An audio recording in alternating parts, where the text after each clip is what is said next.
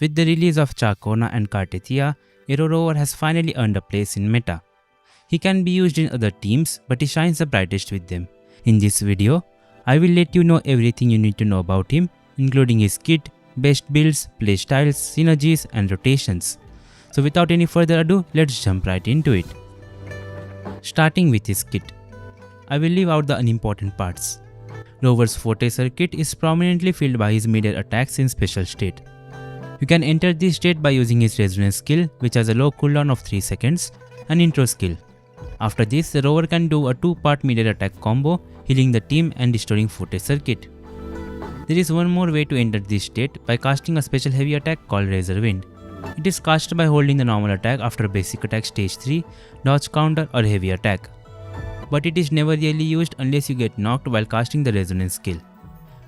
Aside from this attack, he can fill the forte circuit through his intro skill, basic attack stage 3, 4 and dodge counter. Another way is by casting his liberation when Cartethyia is in the team. It gives him 20 forte stacks. Once it is full, Rover can cast an enhanced skill, which is a 2-part attack, dealing a huge amount of damage and both parts restoring 20 Concerto energy each, which is huge. This attack can only be cast on ground. You need to press the skill twice, but swapping him out during the first part will cause the second part of the attack to happen immediately, and the Concerto gain is delayed, so you don't need to worry about triggering his outro accidentally. This attack can also be casted by pressing the normal attack after doing a plunge when forte is filled. So make sure you keep an eye on that, cause that way it gets triggered accidentally. Rover has a second resonance skill which can be casted in midair. The resonance skill converts all the existing debuffs like Spectrofrazzle and others into Aero Erosion in 1:1 ratio. It has a high cooldown of 12 seconds. The damage from it is only slightly higher than the normal resonance skill and it restores less Concerto. It can be mostly skipped unless you wish to convert a debuff. The outro skill increases the maximum stacks of Aero Erosion an enemy can receive by 3. This buff is needed by Cartethyia Ciaccona team. The Resonance Liberation deals a big hit and heals everyone in the team. It gives forte stacks if Cartethyia is in the team. This attack can be casted mid-air and after the animation is complete, it places Rover on the ground, which is great as you can use it to get back to the ground instead of doing a plunge attack. The first inherent skill gives the Rover 20% attack increase after casting an intro skill, and the second one just increases the healing from his liberation by 20%. For Rover's talent priority, most of Rover's damage comes from the enhanced resonance skill of his forte, so it takes the top priority, followed by his liberation and resonance skill. Then intro skill can be slightly leveled and the basic attacks can be skipped. There are two ways to play the Aero Rover. One is as a sustained support for buffing the aero damage of the team with his signature weapon and for his outro buff in some teams. And the second one is as a main DPS. Starting with the support build. His signature weapon is the best one as his buffs are locked behind it, and it is also good for his own personal damage. As of 2.4, you can refine it up to rank 3, which gives 18% aero damage amplification to the team. You can get the refinement materials by exploring Septimont. Overture or the Sword of Voyager are other alternatives, but if you have the Aero Rover unlocked, that means you have completed the quest, and there's no reason to not have his signature weapon. For main DPS playstyle, the best weapon to go for would be great weapons. Most of Rover's damage is considered as resonance skill damage, so Changli's weapon is the best in slot for him, followed by Emerald of Genesis or Camellia's weapon. Both are pretty similar. The signature is also good and becomes better once you have access to its S5. Also, if you are using a dual DPS team with another Aero DPS, it would be better to run the signature weapon as it will buff both the Rover and the other DPS. And for his echo sets, there are few options. The first one is Rejuvenating Glow set with Fallacy of No Return echo skill. It is the best one for non-Cartethyia teams. Bellborn Geochelon is another echo skill you can use if you don't have Fallacy of No Return. The Moonlit Clouds is viable if you are using the Rover in the spot of sub DPS. For Cartethyia teams, it is better to use a DPS set like the new Echo set, the Windward Pilgrimage with Fleur-de-Lis Echo skill for maximizing his damage as Cartethyia cannot benefit from attack buff. Just make sure to apply an Aero Erosion stack beforehand, mostly with Ciaccona, by using her skill or basic attack stage 4. However, farming two different sets for Cartethyia and Aero Rover is challenging, so you can use a Sierra Gale set with Nightmare Fail and Berengal instead. Alternatively, you can use 2-piece set effects of those Aero sets with Bellborn Geochelon as the main echo skill. As for Gusts of Welkin set, Rover cannot independently apply Aero Erosion. Instead, he converts the existing debuffs, and the only other character who can apply other debuffs are Ciaccona and Phoebe in Confession state. For main DPS build, you can use Windward Pilgrimage with Fluid Release Echo skill if you have an Aero Erosion applier like Ciaccona in team, or you can use a Sierra Gale set with Nightmare Failure and Beringal as the main Echo skill. For his energy requirements, he needs around 30 to 40% to get his liberation back on time. For Echo stats, he follows the standard build, crit rate or damage on the 4 cost Echo, double Aero damage bonus on the 3 cost Echo, and attack percent on the 1 cost Echo. For substats, get the required energy regen followed by crit stats, attack percent, skill damage bonus and flat attack.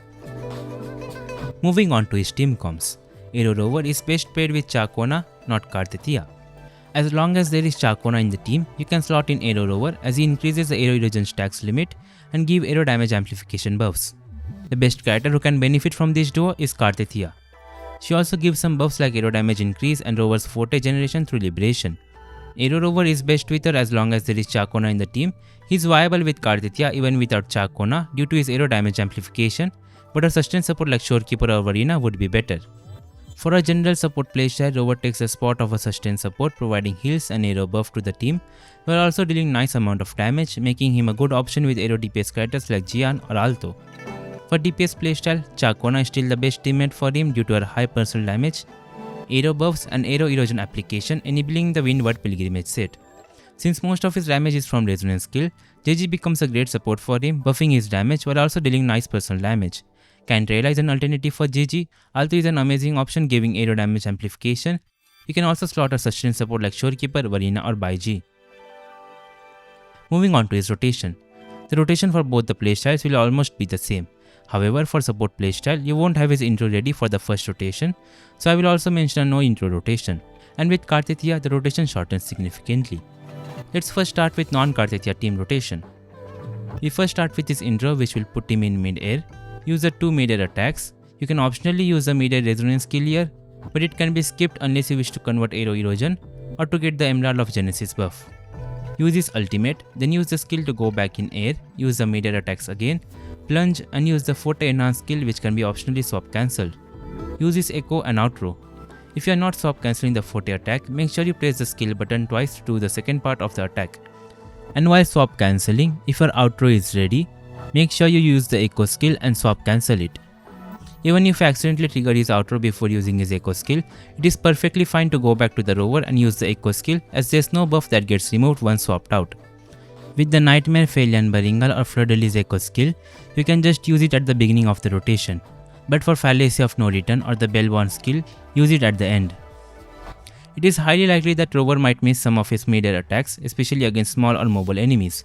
So you need to adapt and do some extra mid-air attacks to make up for the missed ones by using his Resonance skill with the special heavy attack Razor Wind.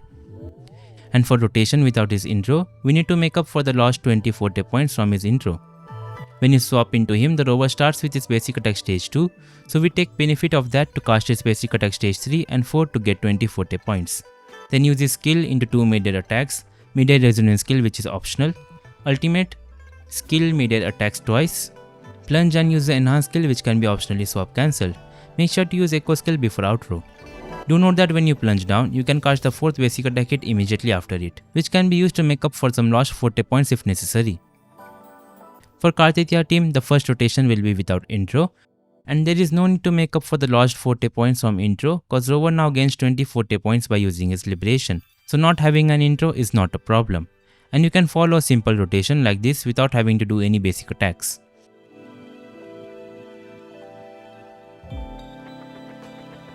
If you manage to get an intro skill, you can shorten his rotation slightly by skipping out one mid-air attack.